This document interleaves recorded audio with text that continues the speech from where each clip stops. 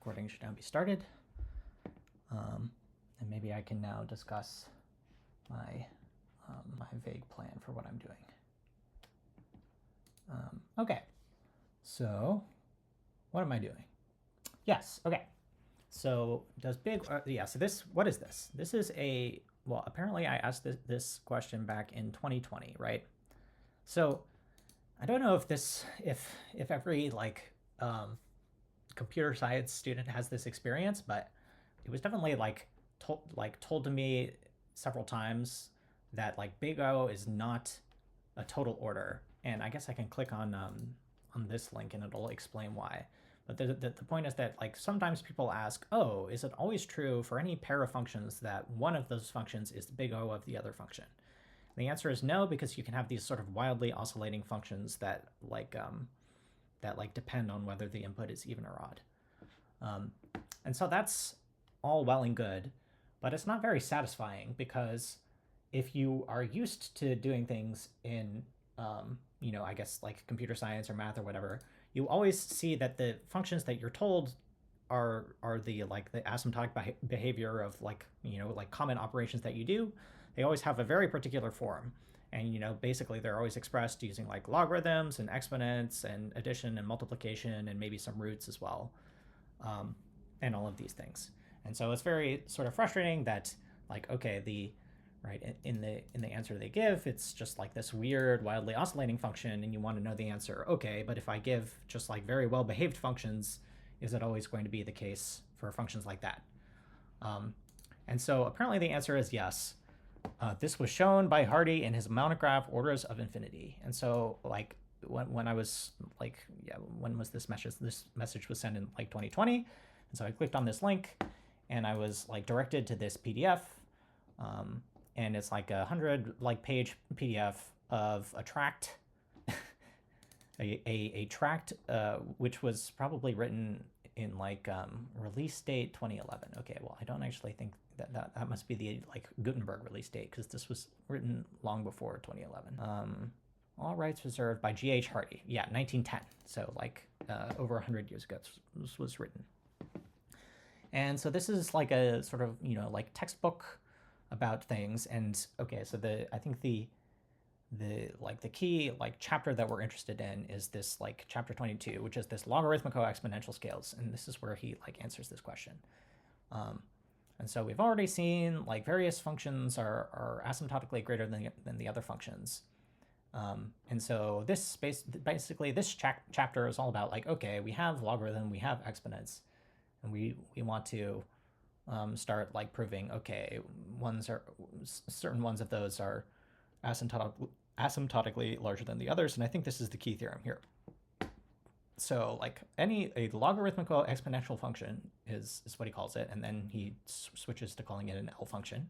Any L function is ultimately continuous, of constant sign, and monotonic.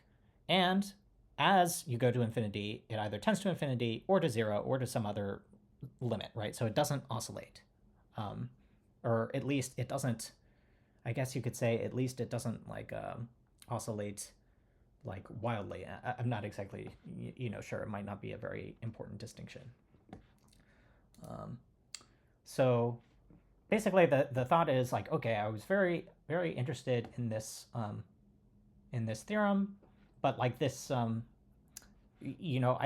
previously, I've tried to read this a few times before, sort of lightly, trying to figure out what is going on here, because it's written in a sort of confusing way. And he uses terms like algebraical function, and it's I don't know exactly what that means. It's it has something to do with the things that are described up here, but it's sort of not very easy for a to sort of grok it in terms of how I would formalize it in Lean. But I also saw that there was at least one other person who had made some pull request. Let's see, what was it? Yeah, okay, so there's this pull request here to the formal conjectures. Here, I can copy it over, right? The formal conjectures library, which is this pull request. which has this like the common elementary growth functions. I guess elementary seems like a more sensible term to me, really, than logarithmico-exponential, because I basically understand what's going on here. But yeah, so the point is, yeah, we have exponents, logarithms, multiplication, addition, and the point is we want to prove that they're well behaved. And so I was reading this over recently, and I sort of thought, okay, I feel like I understand this better, and maybe I should try and formalize it, or at least try and state things in a way where it would be like possible to understand what's going on, so that when I want to convince myself that this theorem is true, I don't have to read through the sort of like semi-archaic language here, and I can just like refer back to like a lean proof, ideally. Yeah, so we have like degree and order. There's various things. So I'm going to try and go through and maybe prove. I don't know if I necessarily want to do a complete proof of this theorem in lean, but maybe if I can at least formalize the theorem statement, or formalize maybe a version of the theorem statement which handles the things that I want to handle, and maybe like makes clear exactly what's being stated. That would be like a good procedure to do. And so that's what I thought I would do today. Okay, so now I guess I will try and begin that.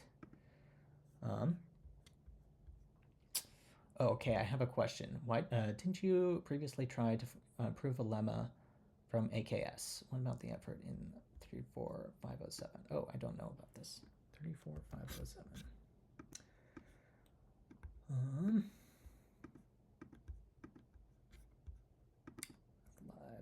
Yeah, so I guess the answer is yes, I did do something formalizing a lemma from AKS. I think so. I did end up like formalizing that. I ended up putting it in one of Numena's repositories, just because it seemed like a convenient thing to do. Yeah, so I don't know what the status of this proof is at this point. Because I think the thing about the AKS proof is that, like, even if you could successfully get, I guess this is getting into my personal feelings on like primality testing in proof assistance, but even if you could get the AKS, even if you could prove what you might call like the AKS theorem, even if you could prove that AKS was a correct primality test, right? That the algorithm AKS always correctly determines whether a number is prime or not, there would still be a long way to go to actually get like a useful thing. Because on one level, the AKS test is it's a polynomial time complexity, but it's like not a very good polynomial time complexity. It's like n to the 5 or n to the 6. And so it seems like there's probably a lot of sort of more difficult things that go into this proof besides just the one part that I was proving things about. But yeah, so I think that lemma went into like a repository of Numena's, and probably this one will as well. But they'll probably be released at some point in the next few months or so. Okay. Yeah, so to continue with what I was doing, define a logarithmico-exponential function shortly after an L function. Okay, so I guess the thing that I was going to do is like, okay, we have a definition. So for example, in this one, there's this functions of elementary growth, and you can just define like a inductive type, right? Inductive elementary growth, which has like a bunch of ways of defining a function. And I guess there's like a few ways of doing things here. I guess I'm probably just going to define things myself. So what if I go to, where would be a good place? I guess it doesn't matter. I'm probably going to move this anyway. But so if I go to, for example, it doesn't necessarily matter where I put this. But if I like make a file here, which is about like logarithmico-exponential dot lean. And I can say something like, I want to make an inductive type. Okay, well, I probably have to like copy a bunch of boilerplate so that I successfully am able to like have a working lean file, something like this.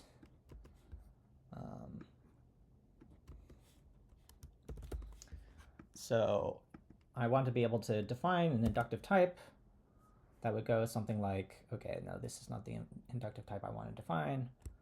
Logarithmico-exponential. Wonderful. Yes.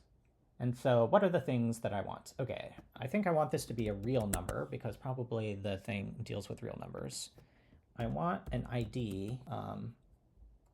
Yeah, what is a logarithmico-exponential, right? The point is basically there's many ways of constructing a quote-unquote logarithmico-exponential function. One thing I can do is provide just, I guess it's more appropriate to call it x here and just say, okay, I have the constant function x. Another thing I can do is the identity function, and that is just the function that takes in x and returns x. So that is another, maybe like C would be better, in fact. Okay, so that's great. Yeah, like the point is that these are more appropriately termed like F and G rather than whatever they currently are.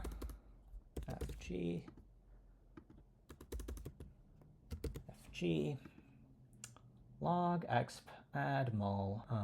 Yeah. And so, okay, so let me see if I'm thinking about this right.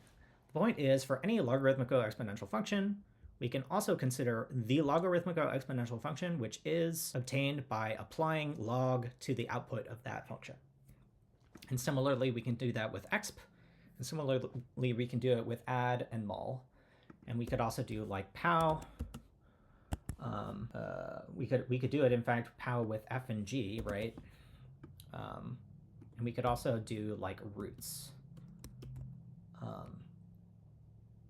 But this starts to get into like, so if I return to the paper, right, or the book or whatever it is, so he defines, how does he define? It's like a logarithmic exponential function is defined as a one-valued function defined for all values of x greater than some definite value. Okay, well, we're going to sort of get into complications with x being greater than some definite value by a finite combination of the ordinary algebraical symbols, such as plus, minus, times, divided by, and square root, or nth root, as well as the functional symbols log and exp, operating on the variable x and on real constants.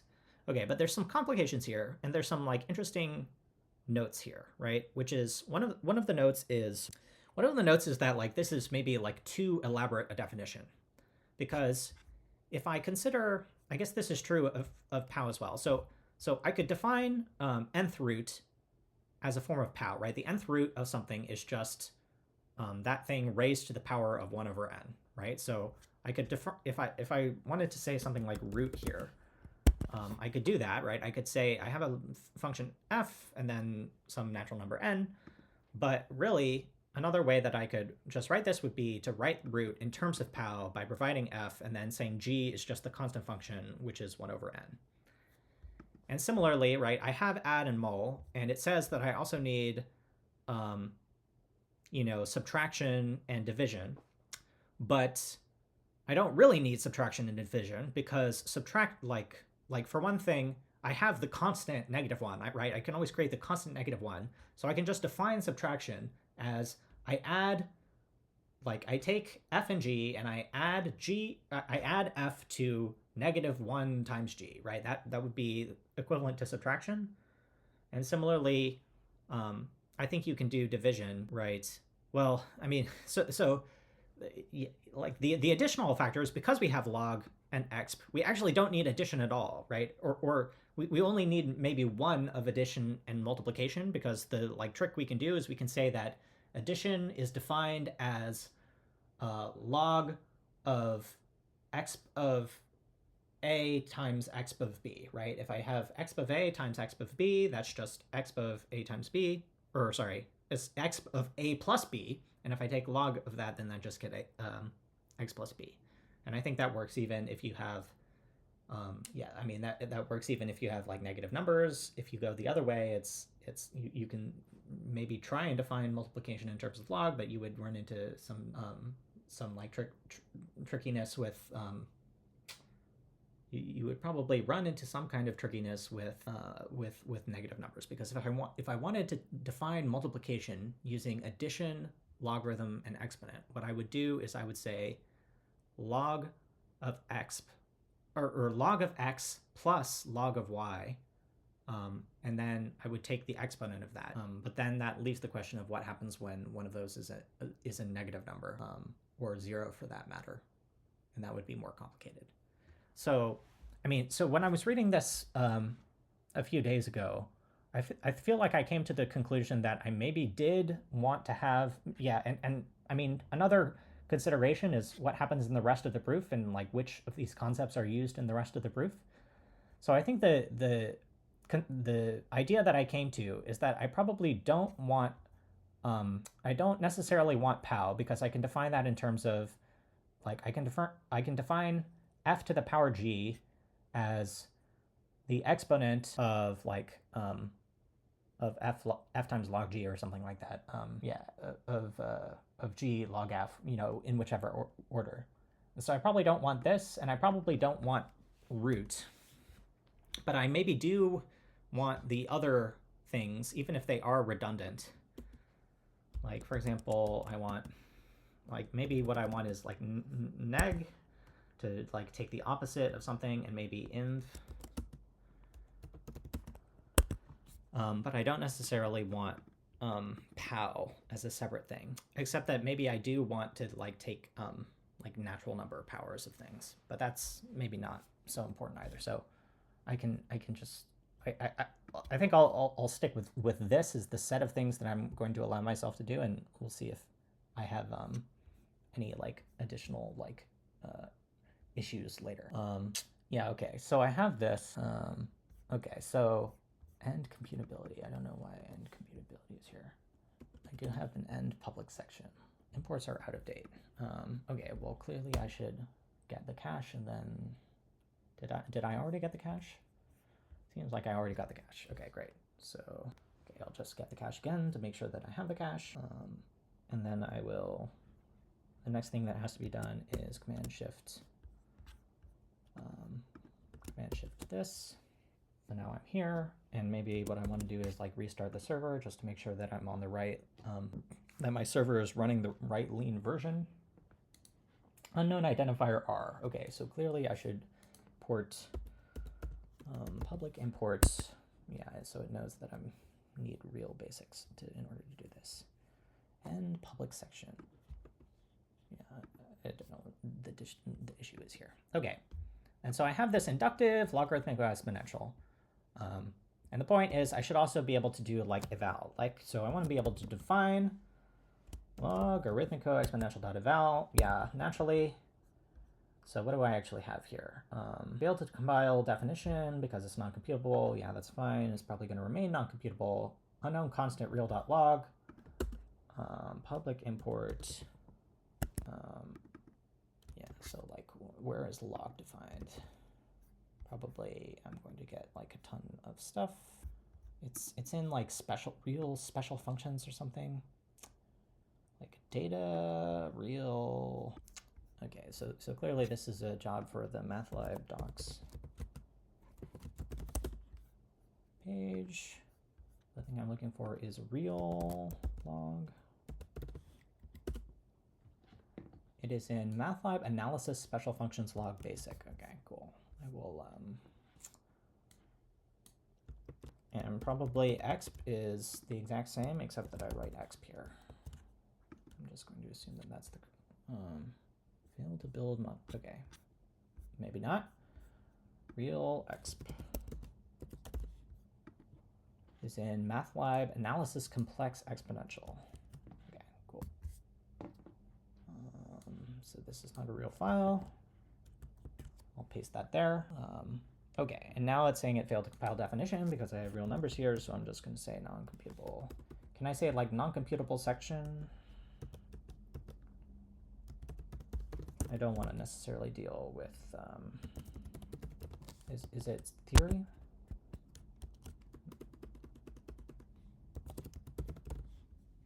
Yeah, okay, cool. So that works. And so this is the, yeah, so this is just going to be like the real inverse. All of these things are real numbers. A val is something that takes in a logarithmic exponential and a real number input and gives an output. Okay, so let's see if I can actually, so this is, yeah, I think this is fine. Just to return to the book and make sure that I have something that really captures everything here. So the point is, a one-valued real function defined for all values of x greater than some definite value. Okay. Yeah. So the one thing that I'm worried about here is sort of like these. It is true that all of these are defined on all values greater than some value. I guess that's part of what we're trying to prove, right? Because the point is, if I have like logarithm or inverse, those functions are not defined at 0. And if I do sufficient number of additions, I can get an undefined point wherever I want. Of course, in lean, those things are just defined to be 0 at those points. And so really what I have here is a bunch of functions that are sort of approximating logarithm and inverse, but they're defined everywhere, and they have like special exceptional definitions at particular points. So I think it's ultimately fine, right? Because probably it doesn't affect the theorem, because probably there's ultimately only going to be like finitely many of these undefined points. And so I don't think we necessarily have to worry about it too much. But okay, so that's something to keep in mind, I guess. Finite combination of the ordinary algebraical symbols. So plus we have add, minus, I guess we can call that neg, right? Times, divided by, we have those, we have divided by in the form of like the inverse function. And nth roots, right? I'm claiming that I have nth roots because I can do this log exp trick, right? So like if I want to, here I can define logarithmico exponential dot pow, right? It takes in f and g, which are logarithmico exponential, and it carries out this operation, right? It says g times log f. If I take the exponent of that, what I really have is f to the power g.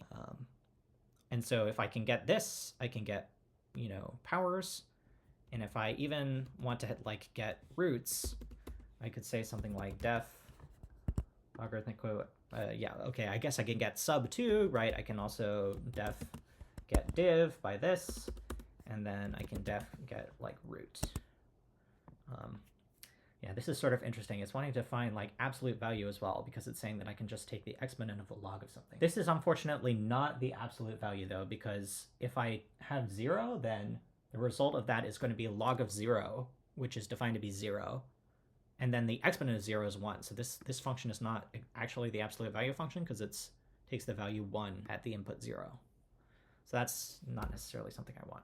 But what I do want to say is I can do like root. So I have that, and it's just pow f to the constant whatever n. Yeah, that's great. So I feel confident that I can do the things that I want to do here. Okay, so yes, all of these, I feel like I've captured the class of functions here. Maybe modulo some weird constraints around like being not the right value at certain points. Operating on the variable x and on real constants. Yeah. It is to be observed that the result of working out the value of the function by substituting x in the formula defining it is to be real at the stages. Okay, so this is some comment. Yeah, so this, as I recall, this comment is a comment about the thing that I was talking about, where it's like, okay, sometimes things will be undefined. And it is not very good that things might not be undefined. And I feel like Hardy's attitude is just like, okay, well, you should be careful to never define anything that would be undefined at any point. Whereas the attitude that Lean takes is more along the lines of, okay, we will just define a junk value, and the theorem will still be true even if we have junk values, right? It is important to exclude such a function that is like cosine x, right? Right. And so the point here is that, like, okay, with a suitable interpretation of the roots, it's equal to cosine x, but that's not the interpretation of the roots that would be taken here, right? If I try to take the square root of something, what happens if I try to take the square root of a negative number, right?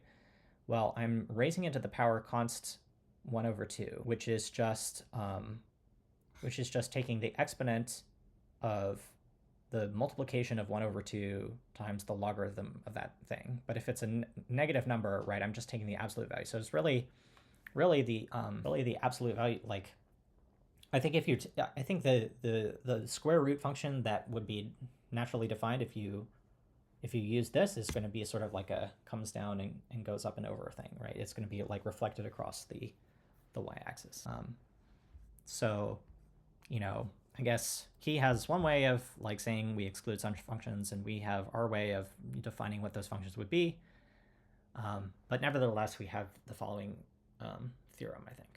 And I think this like theorem should still hold true even with the junk values. Okay, any L function, right? But there's a lot of parts to this theorem, so I'm going to have to think about how it's best to formalize it, right? Because part of the proof is that some of these properties follow from others, so it's one of these like theorems where it's like actually like 3 theorems in one.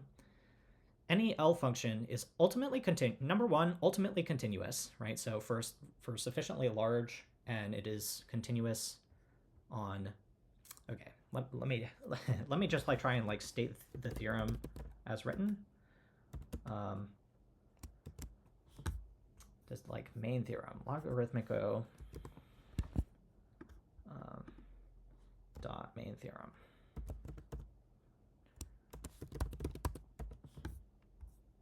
Yeah. Okay. Yeah. So I think, yeah, I'm going to any L function. Okay, I'm just going to say there's one L function that I have. What does it want to write for me? It wants to write, for any L function, there exists a constant real greater than 0. Okay, let me just like try and start writing things. There exists, what I want to say is that there's a constant such that f is continuous, is ultimately continuous, which I take to mean it is continuous on a upwardly infinite interval. It is continuous on some upwardly infinite interval. So I think there is some c such that f dot eval, continuous on. Is there like a continuous on? I think that continuous on is the right. So topological space. It's just a prop that takes this and a set. Okay, great. So I'm saying that continuous f dot eval is continuous on the set dot interval closed infinite c. And if I wanted to, I could just like end the theorem here and say bye sorry. Right. So this is one statement that he's saying. And so, yeah, like trying to continue to break it up.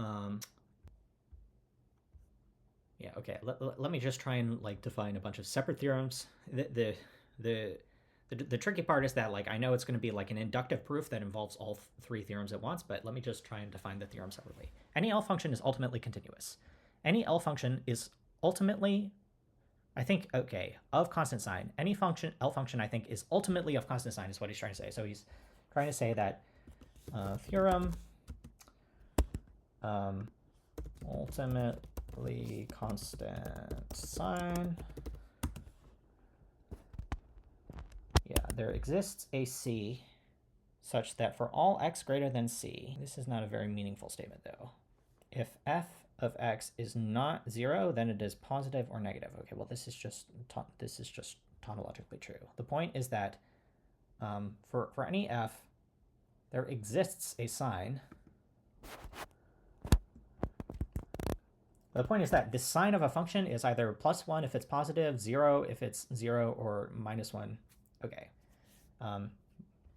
The point is that there's one of three possibilities. One is that there exists a c greater than 0 such that for all f dot of val x is equal to 0. That is one possibility. Or it's always greater than 0, or it's ultimately less than 0. Yeah, so I think this is ultimately constant sign. This is ultimately continuous. Let me just write ultimately continuous. Continuous. Okay. Ultimately continuous. And ultimately of constant sign. What else? It is also ultimately monotonic. And presumably I can say monotonic. Ultimately monotonic, right?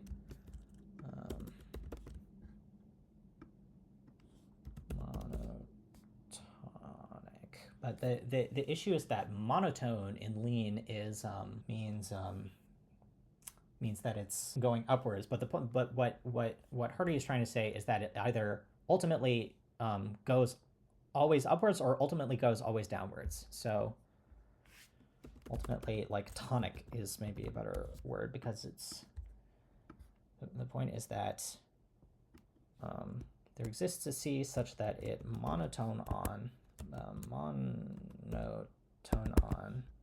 or I think monotone includes, yeah, so you can be equal and still be monotone. But so that's one possibility. Or antitone on, great. Okay, so that is true, that is true, that is true. Further, if f and phi are L functions, one or another of the relations f is asymptotically greater than phi, f is asymptotically equivalent to phi, f is asymptotically less than phi, holds between them. Okay, I think I'm not going to prove this part of the theorem for the following reason. I'm pretty sure that the first part of the proof is basically just to reduce this part of the theorem to the earlier part of the theorem and then never mention the second part of the theorem again. So I'm pretty sure that I'm totally safe if I say, okay, these relations things like follows from the earlier part of the theorem without worrying about the consequences there. Right, we may classify, okay, I think that's basically what happens here, right? If I scroll up in this book somewhere, there's like a formal definition of these things, but basically it just means, I think, that if you divide one by the other, it's ultimately it's like ultimately like grows forever or something. And the point is basically the way that this is proved, right? Let us observe that if f and phi are L functions, so is f over phi. And the point is that these things are just defined in terms of the value of f over phi. Hence, the last part of the theorem is a mere corollary of the first part. Okay, so that's basically just what he's saying. So I think we just don't have to worry about this this part, and I'm not going to focus on it. I think it would be best to have a def that actually gets the constant C for all the properties together defined recursively. Yeah, then to avoid all the exists. Yeah, I think you're ultimately right. I think I'm ultimately going to have to like rewrite these theorems into one theorem, because I think, you know, the point is that we're going to do some kind of induction on the structure of the logarithmico-exponential function in order to sort of prove all three of these properties simultaneously, right? I'm going to like prove that the ultimately tonic things for a logarithmico-exponential function of a certain complexity is dependent on the like ultimately constant signness of like the derivative of that function. So we're about to get into it here, right? We may classify L functions as follows by a method due to Liouville. An L function is of order 0 if it is purely algebraical. Now, okay, purely algebraical. He uses the word algebraical, and for the longest time, it's like, okay, what does algebraical mean?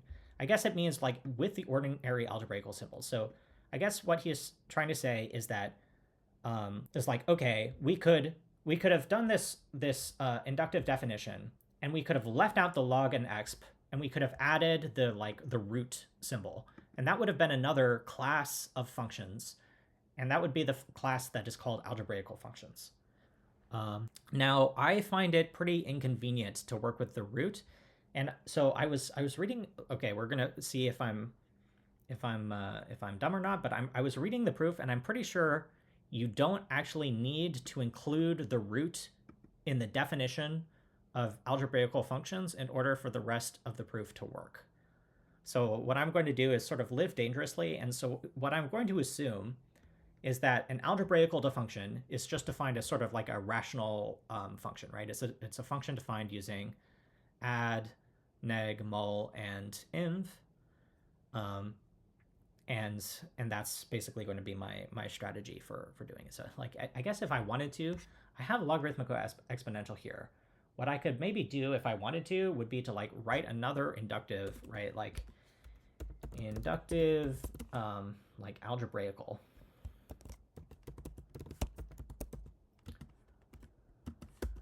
And that would just like, so yeah, so it would be exactly these things, right? And the point is that log and exp aren't present. And if I really wanted to, so I could like organize it like this, just to be a little bit more friendly. And if I really, really wanted to, what I maybe could do is I could say something like, this would be tricky though, because you can take algebraical functions of logarithmic exponential functions of like multiple. The issue with algebraical is that like, I think that I want to have a definition of algebraical that allows me to have higher arity, right? I want to have like multiple different like inputs and like define like multivariable polynomials basically, and multivariable rational functions. But so that's just my sort of vague recollection. Okay, so there's an important concept of complexity that he's about to define somewhere here, right? We may classify L functions as follows by a method due to Liouville. An L function is of order 0 if it is purely algebraical, of order 1 if the functional symbols which occur in it bear only on algebraical. So basically we have an inductive definition. Yeah, we just have an inductive definition, logarithmico exponential, right? It's sorry, yeah, the order, right? Order is what we're defining. Logarithmico exponential dot order. And the point is that it's the order is the number of nested log or exp. Log and exp expressions. Okay, no, not with this additional, they don't count in opposite directions. They both count for 1.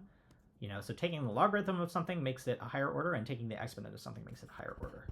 And if you're not doing either of those operations, just the max of the orders that you have.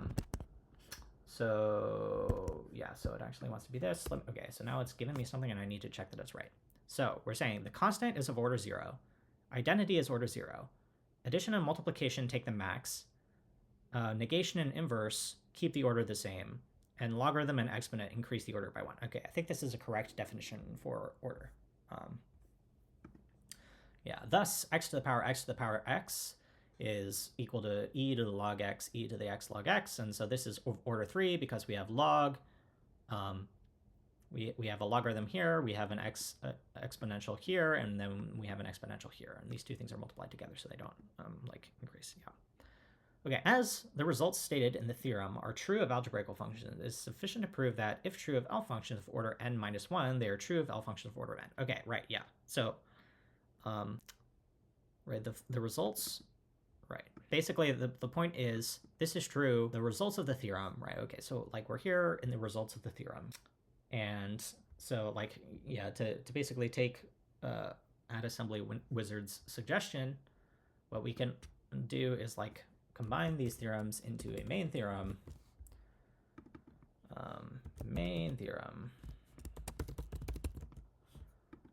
And it's going to include all of these. Okay, so I basically want to surround that in parentheses, and I want to delete all of this. And I want to say something like, this is true, and right, I'm going to like surround the 3 parts in parentheses, right? So I'm going to surround this in parentheses too. And I'm going to say that this is true, and this is true. And so this is now a main theorem that encapsulates all 3 of these parts. And like rather than all of these, right? So I can say this in a more better way. I can just say exists a c greater than 0, comma, such that all of these things are simultaneously true. And I don't need any of these ones here because I can just have it be true for everything. So there exists a c greater than 0 such that f is continuous and strictly positive / strictly negative / 0, and also it's monotone and it's also antitone. So I think that all three of these things are handled. Okay, so that's the main theorem. And so the point is that we're going to do some sort of induction to prove this. And the induction, right. So the induction is by, maybe I am actually going to have to figure out how to define logarithmico-exponential functions in terms of algebraical functions. Right. As the results are true of algebraical functions, it is sufficient to prove that if true of L functions of order n-1, they are true of L functions of order n. Right. So basically what is being said here is that, like, we are saying, yeah, we're doing like saying let n equal f dot order, induction n, generalizing f with 0, sorry. Okay, what's going on? Yeah, so I'm supposed to be able to get an explicit pattern match. Yeah, great, okay. So the point is that n is the order. Okay, but I probably also want the actual like assertion of equality. Let x t adds the definition x of type t is equal to e. Is there not a way that I'm able to say that, like, I also, okay, I have n is defined as f dot order, but what I want is like an hn, which says n is equal to f dot order as like a manipulable hypothesis. And I thought there was a way of doing that. Let x colon t colon equals e uses the type of e for, yeah, okay. Let colon t use this, yeah, pattern let eq colon equal h pattern e. Is it set? Maybe I need to do like set. Set with h, yeah, okay. I think this is right. With hn. Okay. So now I'm generalizing f. Okay, so I think this is right. So now I have n is equal to f dot order. Yeah, great. And the point is, what Hardy is saying to do is you can do it by induction on n, right? So if n is of order 0, then we have an algebraical function. Right, the point is that f is essentially an algebraical function here. And so I will write a comment to that effect. F is an algebraical function. And then the hard part of the proof is proving the sort of inductive step. If it is true of all functions, yeah, just so this is the inductive hypothesis, and what we're trying to prove here, n f h n. Is that how I have to write it? Why am I? What's this n being hidden here? Yeah. Okay. Is there some way that I set a as the hypothesis, not do any replacing? Yeah. Okay. Right. Induction n generalizing f. Induction n with 0. So I have n. Okay, maybe the point is that it should be like n prime or something. Right. So I have n is the order of f. I might actually have to do strong induction. Let eq. Is that what that said? Let me go back to the let. Let, like, the syntax let pattern, but this is not a pattern. This is just is the point that this is like a trivial pattern? Ugh. Equivalent to match, which adds the equation. Okay, so it adds an equation, but you're saying I can still do this? Like, okay, I'm just supposed to put EQ equals H. What is EQ? Like this, so EQ is like a keyword, is what we're saying, HN. And this puts that in the context. Yeah, okay, I guess it works exactly the same as the set way. Okay. So yeah, n is the order of f. Okay, so back to where I was. So this is a nice equivalent way of writing it. Okay, there exists a c greater than 0. Yeah. Okay, so the point is that now I have to like prove this theorem. Is true of L functions of order n-1. They're true of L functions of order n. Definitely need strong induction. Yeah, that's what I'm beginning to suspect. You'll definitely need strong induction because of the max parts in order. Although the order thing redundant because you can just induct on the structure itself. Yeah, well, that would definitely be my instinct. Is like, can I just induct on those structure of the can I induct on the structure of the structure itself, right? Induct on the inductive. But I'm also, I guess, a little nervous because the point is that we're going to be taking derivatives of L functions. Here, let me read a little bit more of this, right? So we already read this. We don't have to do the second part of the theorem. The derivative of an L function of order n is an L function of order n or less, right? So just to like double check, right? If I take the derivative of like the log of something, then that is like the derivative of the log of f is the derivative of f over f, I think. And the point is that both of those, like that all I'm doing there is dividing, and so this is probably its own inductive proof, frankly. So maybe what I think what I may need to do here is define like a formal derivative on logarithmico-exponential functions, and then prove that it right. So like I can do deriv, right? Let me try that. Def logarithmico-exponential dot deriv. So just in the same way that I can like define a formal derivative on polynomials, I can define a formal derivative on logarithmical exponential functions, which takes a logarithmical exponential function to another logarithmical exponential function. It takes a constant to constant 0. It takes ID to constant 1. It takes the add to the derivative of this, right? We're doing like definition by induction here. It takes the mul to, I take the derivative of the individual parts. Negation, it takes the derivative of the negation of the derivative. Inverse, it takes right mul. So yeah, we're just doing some sort of weird. Okay, the derivative of 1 over f, as we recall from calculus class, is I think like it's like f prime over f, negative f prime over f squared, and that's what this is, negative f prime over f squared. Yeah. And then the derivative of the logarithm is the derivative of f over f, and the derivative of the exponential is the derivative of f times the exponential of f. Yeah. And so there's some theorem here about how derivative doesn't decrease the order.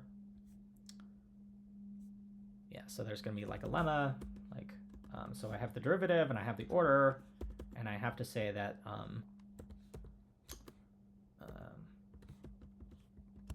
deriv does not increase order. And I can say something like lemma. This is a lemma. Dot deriv orderly, and this is probably okay. So what do we have here? Is this the correct statement? The derivative of the order of the derivative of f is at most the order of f. Yeah, and this is true. I'm just gonna mark it as sorry for now. Okay, so we have that. Yeah, it's definitely going to be like a strong induction. Yeah, generalizing. I can do both generalizing, like using. It's probably like using that dot strong induction. Maybe using has to go first. Using that dot strong induction on.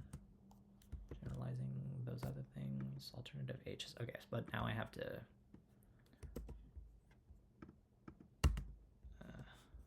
can I get the little light bulb? Yeah. Okay, so now I have to prove this. Wonderful.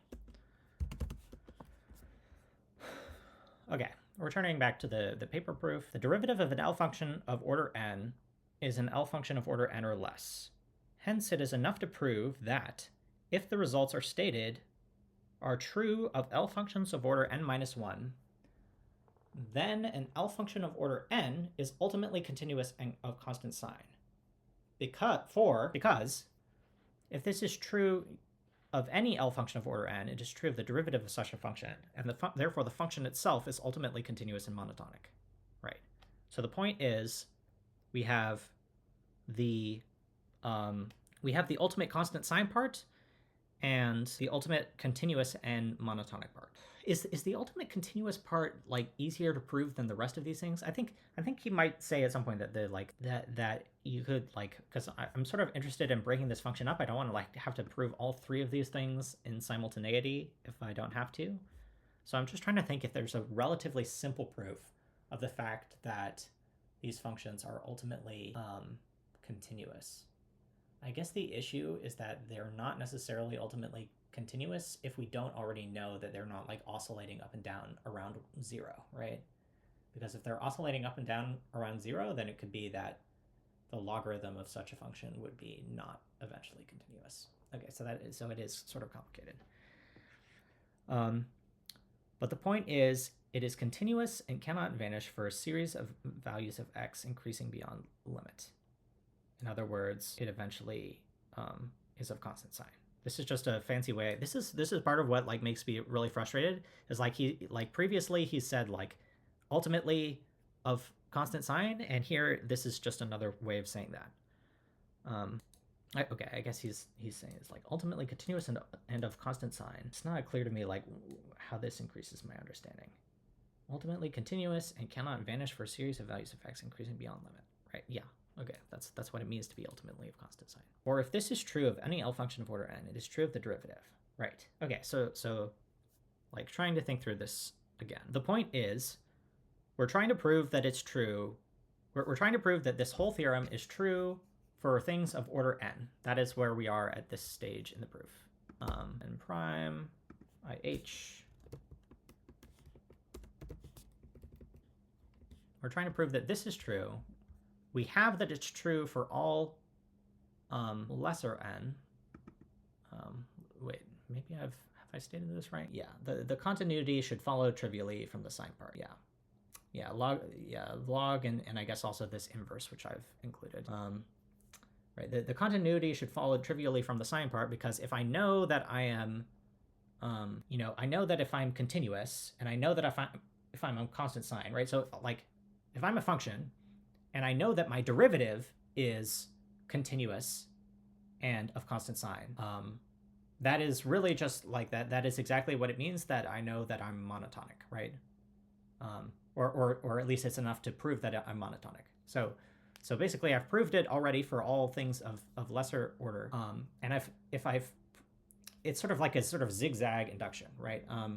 The point is, like, if I draw it out, the point is like continuous and const sign for order 0 implies monotonic for order 0, because if I'm monotonic, if I know that all order 0s are continuous and constant sign, then for any order 0, I can take its derivative. I know that that is continuous and constant sign, and so I know that my function is monotonic. And then I think the next thing that we do is going to be saying that monotonic for order 0 should be enough to prove continuous and constant sign for order 1. Or at the very least, so basically the point is, I guess it's like, okay, what are we doing here? Can we boil this down into like an actual proof step? The point is that we're trying to say that this is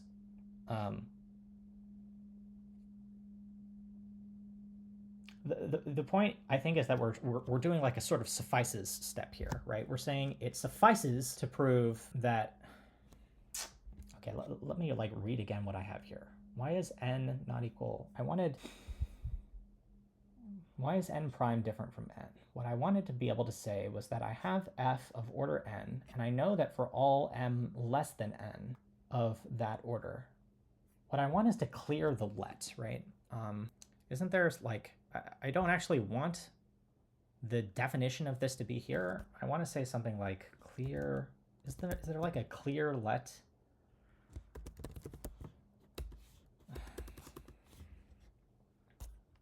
It's like a clear n or clear defs. Ugh, I wish. Okay, this is why it's like there's got to be some sort of like all tactics, right? There's like this page of all tactics. And there's something to say like clear value. Yeah, this is it, I think. Clears the values, a local definition, right? Yeah, so I think it's clear value. Right, like I'm saying n is the order of f, but I don't want anything else. Clear value n. And now unnecessary, okay, so that like changed things, right? Which is probably good because probably the generalizing, hn is generalized automatically. Okay, great. And now what do I have? Yeah, okay, no. But I still have that n prime is the order. Okay, so now things are more unified and I feel like more confident that I have the correct thing. Yeah. So yeah, so I think the basic structure of the proof is continuous and constant sign for order n implies monotonic for order n. And continuous and constant sign and monotonic for order all m less than n is enough to prove continuous and constant sign for order n. I think that's the two theorems that we have here. Let me just like reread this to make sure that I'm not crazy. It is enough to prove that if the stated results are true of L functions of order n, then an L function of order n is ultimately continuous and of constant sign. Or if this is true of any L function of order n, it is true of the derivative of any such function, and therefore the function itself is ultimately continuous and monotonic. Yeah, I basically just want to like factor this proof so that I don't have to write the whole proof. So let me just like try and write this as a lemma. The point is I'm writing a lemma called logarithmic coexponential function dot main lemma. The point is, let me like try and just like really capture exactly what he's saying. It is enough to prove that if it is true for all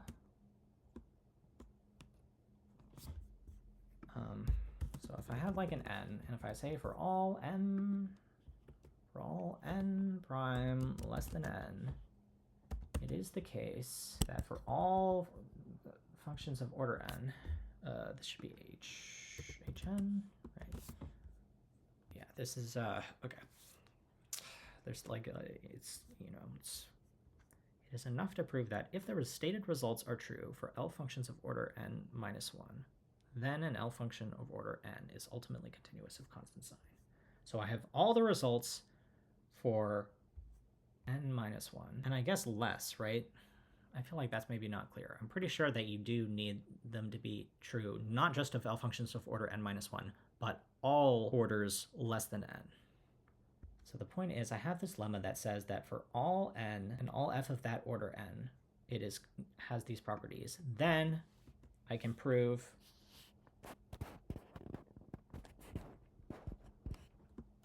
f of order n, we have just, so we have this, but we have just the unexpected token. What? Oh, okay. Yeah. Sorry. Okay, but what I think I've duplicated here is essentially just the exact statement that we have here. Yeah. But the point is I don't need to include the monotone antitone part. I don't need to include the monotone antitone part because I can prove that from the rest of this. So now what I'm going to do is I'm going to say like have main lemma, and I haven't done it right. I need an n prime, so I think it's n prime. Main lemma n. Do I have both in? Yeah, it's n prime here. Okay, I've messed up like there's like a n prime. I can do a symmetry here to make it not bad, and I can also maybe write this in this way. It's telling me ruffle, but who knows? So this is, I also want hn. Okay, I'm getting close here, right? The point is I have, okay, so this gets me part of what I want. So this gets me like the first part of what I want. Like it occurs to me that like I should probably not be like phrasing these as exists c greater than 0. I should be saying like eventually I should be doing like the for all. They're like, I don't know if there's like a more filter-centric way of writing these theorems. Okay, but so I think so. I've applied the lemma once, and I actually think I have to apply the main lemma again, right? So I apply the main lemma once to get the first part, and then I apply the main lemma again to add the derivative of f, right? So have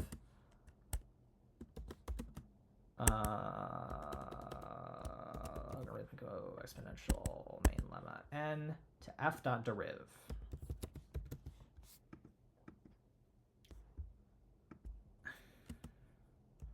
Lemma for f, lemma for deriv, application type mismatch. The argument has order, but is expected to have type deriv order. Yeah, okay. Yeah, I see what the complaint is here. Right, the point is that I could say something like f of order is less than n, less than or equal to n.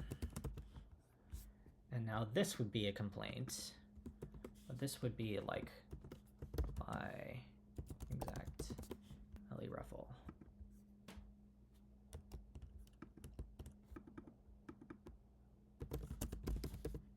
Just put like by sorry there. Point is that this is not hard to prove. And the point is also that this is not hard to prove because this is a statement about the derivative order. Yeah, so the derivative order, this is like an application of the lemma that we had before. So now we have these two theorems, and we do some obtains, and we do some more obtains, and then we use let C equals use this. Yeah, great. And it's just gonna like do the rest of the proof for me, right? Like grind. Grind failed. Too bad. Okay, we don't actually have to like define something else here. Let me just use this max thing. And now the point is it's just a bunch of manipulation. So I think that this is a sorry, right?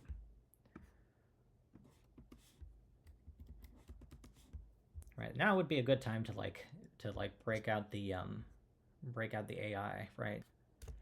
The trick is that I'm here in MATLAB. I should see if I can like install this in a different repository, because I don't currently have the Numina LSP MCP installed here, but that would like definitely make it easier to like complete a bunch of these sorries by AI. Let me like see if I can do that. I was working at like CS Lab, so this is going to be a little ridiculous, but maybe it's not ridiculous at all. In fact, like this is a entirely appropriate thing for CS Lab, right? So I can put this here, and I can do okay. So this is going to be my like orders file .lean. So I'm going to copy all of this, and now I'm working in this, but I think I have like all of these like Claude tools that I have installed. Okay, so like what happened? So can I successfully do this? Let's try AI theorem proving. Please go through the files or the sorries in this file and attempt to prove them. Okay. So this is like a nice step that will hopefully catch if I've like made any like major errors. And okay, so it's not going to be able to prove all of the sorries, because then it would be like skipping all of the like reasoning here. Presumably it would, I'm probably gonna have to tell it about like the rest of the reasoning in the section in order for it to be able to complete the proof. But it should at least be able to do some of these sorries. Like it's gonna do this. Yes, allow all edits this session. Okay, so these are probably like various grind things. Deriv order LE. Exact max LE max. I think that the inverse doesn't cause, so it's confused about the inverse, but let me just like check. This doesn't cause any problems because neg doesn't increase order, mul doesn't increase order, and we have deriv, which is the only thing we needed anyway. Okay, yeah, wonderful. It was successful in proving this theorem. Okay, so now it's going to move on to some other theorems. The main lemma, it's going to fail. I was like, skip the main lemma. Can I just do it while it's working? Yeah, because this is the one that it's not going to be able to prove because this is the one that requires the reasoning of the whole rest of the section. But this, it should be able to prove because it already has access to the previous lemmas. And the point is that this is just like some simple combination. And it should actually also be able to do all of these because these just follow directly from the main theorem. Okay, great. So while it's thinking about that, I'm going to return to thinking about the main lemma, right? Which is that it is enough to prove that if the stated results are true for L functions of order up to n, but not equal to n, then an L function of order n is ultimately continuous and of constant sign. For if this is true of any L function of order n, it is true of the derivative of such function and so ultimately. Okay. Now, okay, here we get into the part that was sort of very confusing me, but let me do my best. Any L function of order n can be expressed in the form of such, where A denotes an algebraical function. So, so in my terminology, I guess, like, think of this as like a rational function. And the point is that we have to like remember all of the like notation that has been defined. He's defined like E as like exponent and L as logarithm. So it's just like but the point is that f of n is an algebraical function of a bunch of n-1 order functions raised to e raised to the power of a bunch of order n-1 functions. So, okay, so the subscript, this is very confusing to me because I'm used to subscripts denoting indices, but that is not what they're denoting here. They're denoting just like the order, right? So we have a bunch of functions of order n-1 that we have exponentiated. We have a bunch of other L functions of order n-1, which we have logarithmed. And I guess we have a bunch of other L functions, which are of order n-1. Why aren't these functions of order n? I guess the point is that if these were functions of order n, we could decompose them further, right? If these were functions of order n that were not exponentiated or logged, we could decompose them further until they were exponentiated and logged, right? So the point is, okay, we are going to look at your structure, we are going to decompose the structure, and stop at the point where we reach an exponential or log, and that will give us some algebraic function structure description of f, right? The subscripts are always the orders, but it's just going to give us some description. And so the point is we have some big rational function of all of these things, and I think it does have to be a rational function, because I was wondering if it could just be like a polynomial, but I don't think that necessarily works. So we have this algebraical function of all of these different parts, and they're all n-1 L functions. See, the next part that confuses me is this: like, why would there be any functions? Why would there be any unexponentiated or unlogarithmed functions, right? I feel like I could just say, forget about these chi's, right? F of n is going to be of the form of an algebraical function of a bunch of exponentiated order n-1 functions and a bunch of logarithmed order n-1 functions, right? Because I just am decomposing until I get to the exponents and the logs. Okay, whatever. The superscripts denote the indices. So Q is r plus s plus t. The functions with suffix n-1 are L functions of order n-1. And A denotes an algebraical function. Okay, so can we write this as a theorem is the question, right? What I want to be able to say is that, like, using the terminology that I have here, where I have this algebraical function, like, I want to say, like, if I have an algebraical function, right, again, I'm running into the issue that I want to be able to express multiple arity, like higher arity for the algebraical functions. But if I did include like a arity algebraical function, then I could say, like, for any logarithmico-exponential function of order n, I can say that there's an algebraical function of logarithmico-exponential functions such that it's the composition and that all of the composed logarithmico-exponentials are of a smaller order. Okay, what is this? It's asking me about a bash command? No, no bash command. Do this without bash commands. Okay, what has it done? Has it, like, main lemma is the core inductive lemma. Fill the simpler saris in main theorem. Yeah, okay, so it just got hung up on something and it didn't do any work while I was thinking about that other thing, but now it's thinking again. Okay, so it's successfully doing these like lemmas based on this. Great. Okay, so yes, back to this. A denotes an algebraical function, and we have an algebraical function of logarithmic exponential functions of order n minus 1. L functions. I should just say L functions like he does because it's logarithmic exponential. Okay. The coefficients are polynomials in Z1 through ZQ. Okay. Yeah, no, sorry. I need to think about this again. Right. I got confused a long time by this statement. And I think okay, yeah. So, A denotes an algebraical function, and there is therefore an identical relation F, big F, no definition of what big F is. Like, what is big F? Why even write big F? I'm pretty sure that like big F doesn't come up again. So why write a symbol for it?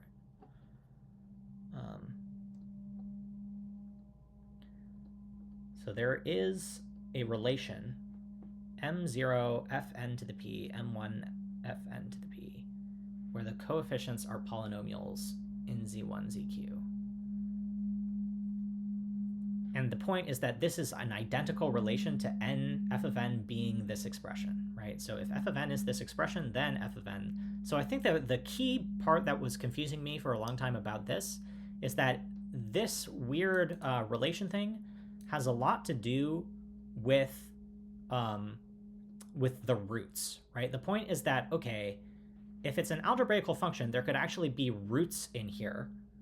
And so because there's roots in here, I might at some point need to like say, like, for example, if f of n was like square root e to the x, then what I would want to say would be that f of n squared f of n squared minus e to the x equals 0, right? And the point is that I would need an exponent. I would need like I would need an exponent here because to square everything I would need to exponent. But if I am not having the if I'm not having the roots, I don't necessarily know that I need to do this. So I think I can maybe simplify this statement to just like there is a relation like f of n is equal to some polynomial. Basically, the point is that f of n is just some rational function, right? Which is tantamount to all that I've already said, because I've already said that like I'm basically treating algebraical functions as rational functions. So this line like really confused me for a long time, but I think the point is I can just like, if I do this manipulation at the beginning, which for whatever reason Hardy didn't do, of like defining the root in terms of the other operations, then I don't actually need to like think about this line, and I can just proceed to the next line, which is to say that like the f of n is a rational function, right? Or maybe I have to say that it's like a polynomial, right? I might have to say that I might have to like, okay, I have polynomials of p, but maybe I can make it like a 1-degree polynomial. It's tricky because the z's coefficients are the polynomials in z1 through zq. Yeah, right. Yeah, the coefficients are polynomials in this. Great. But okay, so what is the equivalent thing that I'm trying to say? The point is that if f of n is an order n L function, then it can be written as a fraction of two polynomials. If I think what this is trying to say is the following. If f of n is an L function of order n, then it can be expressed as a fraction of two polynomials in the class of the following functions, right? Where basically I have, and so this is the part where it just continues to get more and more confusing. Like we've removed, we only have one e here because if we had multiple e's, we could just combine them, right? Because a product of two exponents is like an exponent of the addition. Okay. Okay, so Claude is done with its work. So it didn't prove the main lemma like I told it not to. And the only thing left is, okay, so I didn't successfully prove this. What went on here? So I decomposed this. I was able to successfully prove these two parts. And then the point is the monotonicity should follow from the derivative part.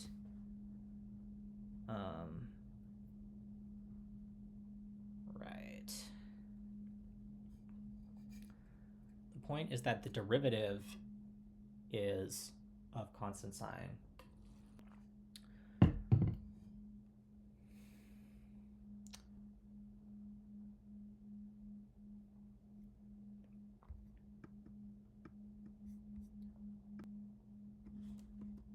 So what I'm going to say is prove the highlighted sorry by casing on whether the deriv is constantly 0, is, I guess I should say eventually 0, positive, or negative sign. And maybe the issue is that it needs to prove a lemma about this. You may create, I'm going to say, you may create new lemmas if you need to. Tell it to do that. All right, so while that's thinking about that, I'm going to continue thinking about this. So it's a rational function. F of n is a rational function of a bunch of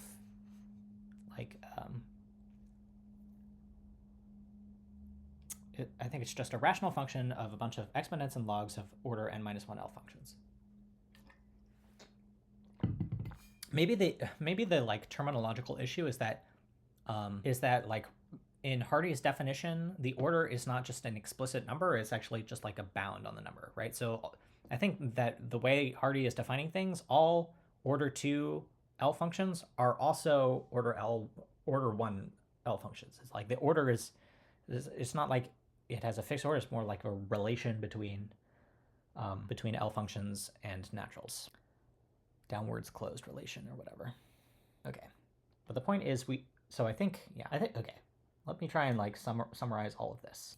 I think what this is trying to say is that if f, I've repeated this several times at this point, becoming more and more elaborate, but let me try and do it one more time. If f of n is an L function of order n, then it can be expressed as a fraction of functions of this form, where these are all the subscripts denote order n-1 or less L functions. And the kappas, I guess, are positive integers, I guess, because we're working with polynomials. The number of terms in the summation is finite. Yeah, okay, great. And the functions with suffix are again L functions of order n-1. So also are the derivatives of the m's and the discriminant of f qua function of f. Yeah, so right. I don't think we have to worry too much about the discriminant. Because what I'm trying to do is I'm trying to say okay, there's a simplified form of this proof where it's just a rational function. Let us suppose our conclusions established so far as relates to functions of the type m. Yeah. So basically we're going to work our way up, right? So in fact, there's actually an even subtler form. There's actually an even subtler form of complexity, I think, which we're about to get to, which is the degree, right? Which is the degree of this, right? Let us where was I?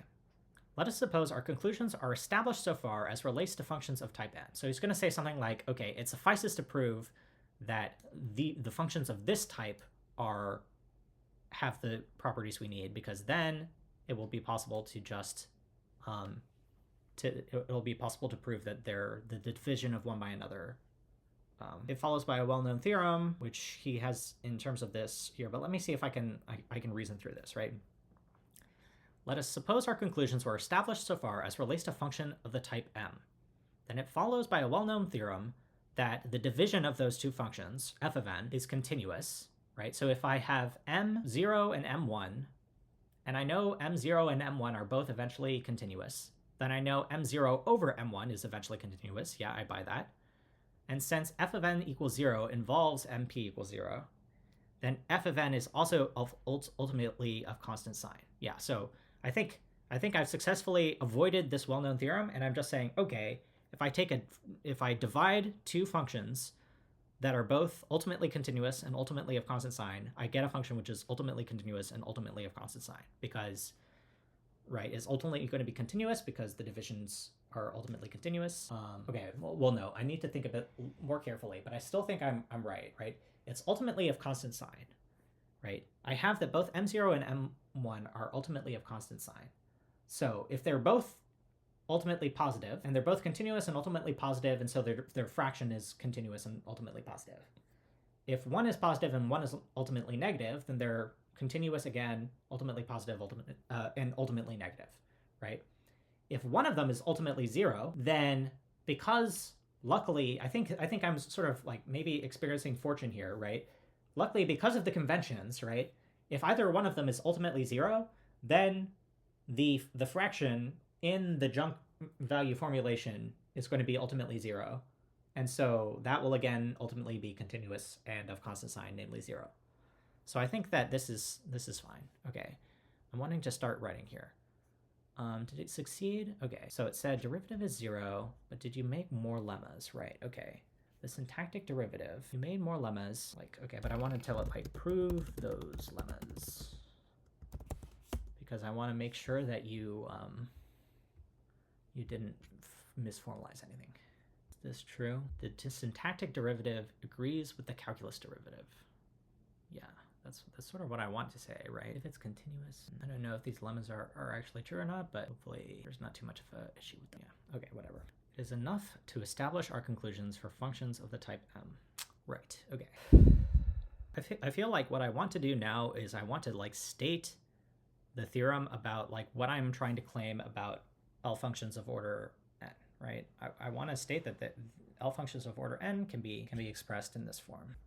And it's tricky a little bit because there's a big operator here. Right, we've already established everything we need to know about the n-1s. And we just need to do the order n. Oh my god, look at all these unsolved goals. Okay. I'm gonna tell it to like stop here and go back to sorry form because this is too much. And I want to like say other things, and I don't want it to like be writing over what I'm saying. Okay, so the point is we have all of these. We have this main theorem in terms of some other things. And we want to proceed with the main proof. So this is the main proof that we're doing. The point that we have is that lemma, logarithmic coexponential. Okay, this is the namespacing is getting a little boring, so I will try and make a namespace. Logarithmic exponential. What am I trying to say? The point is like is div of order, and so the point is I have f is a logarithmic exponential function n.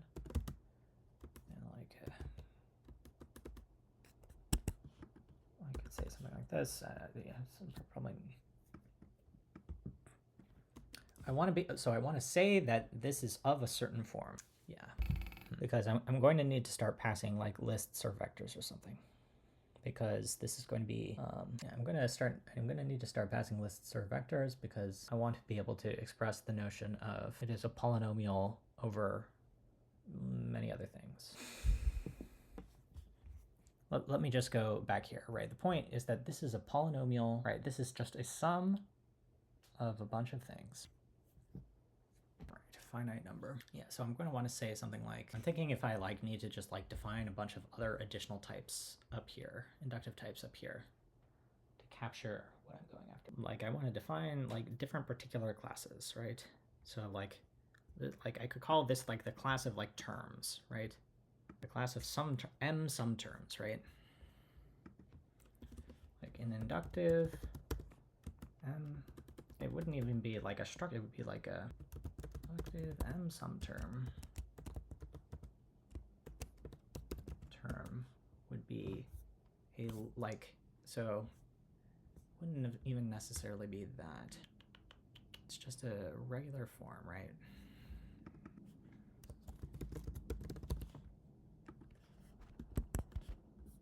And it would be like a row,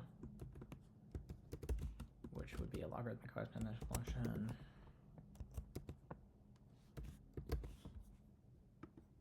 Okay, I need to clearly do this here. It would have a row term. It would have, I guess I will call this a sigma term.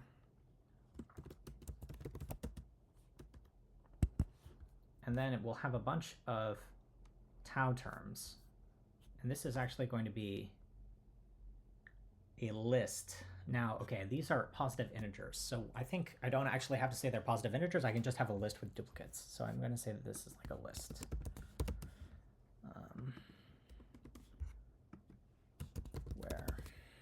So this is the m term sum. And this is like probably a dumb way of doing it, but I could also say like a structure m sum equals a list of m sum terms.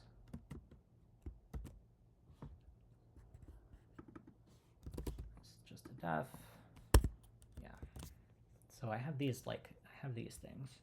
And I have ways of interpreting these as logarithmic exponential functions. And the point is that every one of those, yeah, so there should be like a def m sum term dot to logarithmic exponential.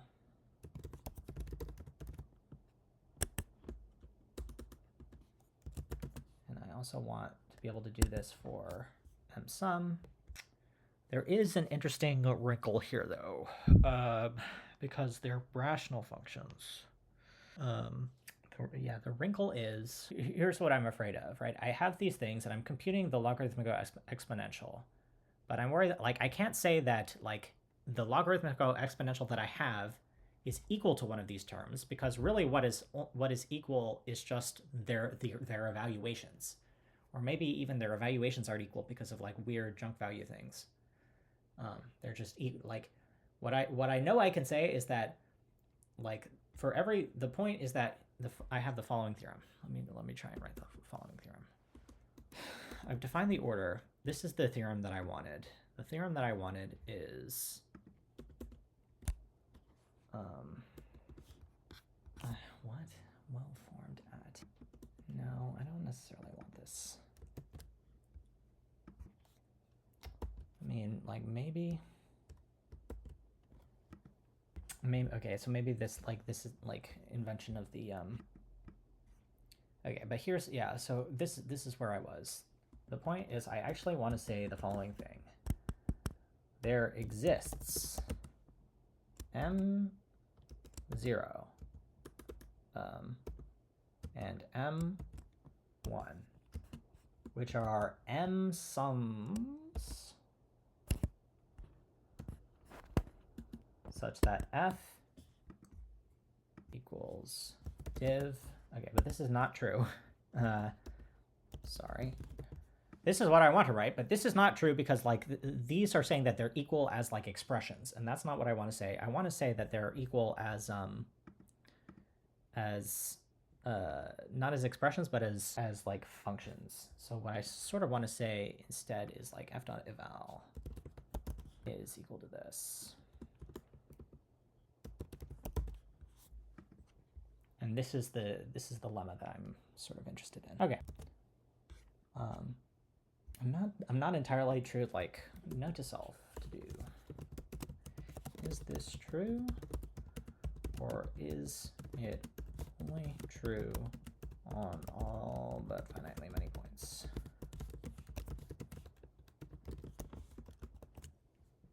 That is the question. Okay. But the point is that I think that this is true. Like, something like this is true. F is frankly a division of two things of this form, I may have, yeah, I think it's a division of two things of this form. It's not exactly what's written here because there's just like a missing negative sign or whatever, but f is a division of two things of this form. And the point is, like, the point that we're going to proceed to do now is, like, okay, we have our lemma, right? Our main lemma is something like this. And the point is that, okay, we're going to do like a main m-sum lemma, which is doing this, but not for logarithmic exponentials, but just for m-sums. And to prove the m-sum lemma, we'll do it for m-sum terms. Main lemma m-sum.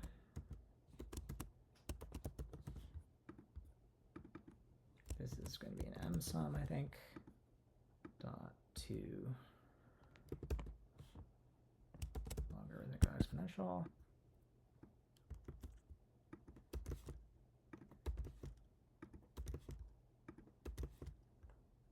So I think that this is what I'm going to prove first, right? I'm going to say that f is sort of like this. Then that means that it's true here. And then that further means that it's true for m-sum terms as well. So m-sum term. And it's like I have to do one after the other, right? The fact that it's true for m-sum terms means that it's true for m-sums. Well, okay. At least the fact that it's true for m-sums should mean that it's true for main lemma, because the point is I can rewrite f as a division of m-sum terms, and, you know, everything follows. The fact that it's true for m-sums should follow from the fact that it's true from m-sum terms. Is that true? For functions of the type m, maybe I don't establish it for m-sum terms, because this is like a sum.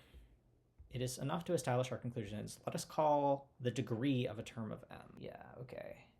So this is just the number, right? It's just the length, right? The degree of a term of m is length. And let us suppose that the greatest degree of m is lambda.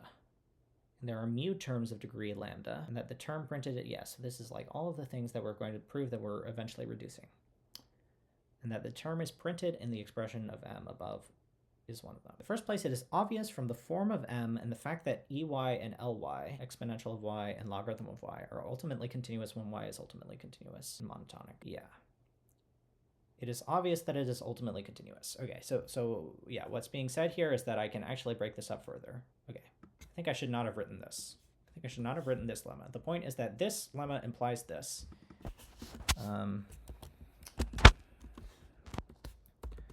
Use m-sum. So this uses this lemma, and this lemma uses, the point is that I'm now going to like further break this up into part 1 and part 2. Part 1. This is part 2. And this is, I have this something, continuous on. So the point is that part 1, like the continuous on part is relatively obvious, I think. And this is, right, this like, what is that this follows from the fact that everything else is eventually positive. In the first place, it is obvious. Okay, is it obvious? From the form of m, that the fact that are ultimately continuous when y is ultimately continuous and monotonic.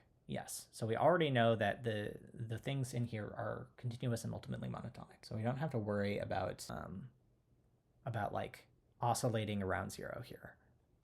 And therefore m is ultimately continuous. So we can get that m is ultimately continuous. Again, if m vanishes for all values of x surpassing all limits, for values, okay, putting it in not archaic language again, if m were not ultimately of constant sign, if it oscillated up and down around 0, then the same would be true of this, and therefore by Rolle's theorem of the derivative. Yeah, so the point is now that we're going to do a 2-part induction, first on the degree and second on mu, number of terms of that degree, right? The point is that we're always reducing the number of terms of the maximum degree until we get to 0 terms of that degree, at which point we have a smaller degree. And so we're going to smaller and smaller degrees. The reader will easily verify that when we differentiate and arrange the terms of the derivative in the same manner as those of m, we obtain a function of the same form as m, but containing most mu minus 1 terms of order lambda. repeating the process, we ultimately arrive at this form, where there are no factors of logarithmic form, and it must vanish, right? Like the point is that this is, right, like we already know this vanishes. We already know that this doesn't vanish, and E is just a positive value, so that's fine. Okay, maybe, yeah, I don't know. Yeah, I feel confident that like now that we've gotten past like this hurdle, the part is just doing a bunch of like tricky inductions on these to prove that this is true. So that maybe this is a good place to stop or take a break at least, just because, okay, like probably the next is going to be like a slog with a lot of details, and it'll be good to be well rested for that. So I think I'll stop it here.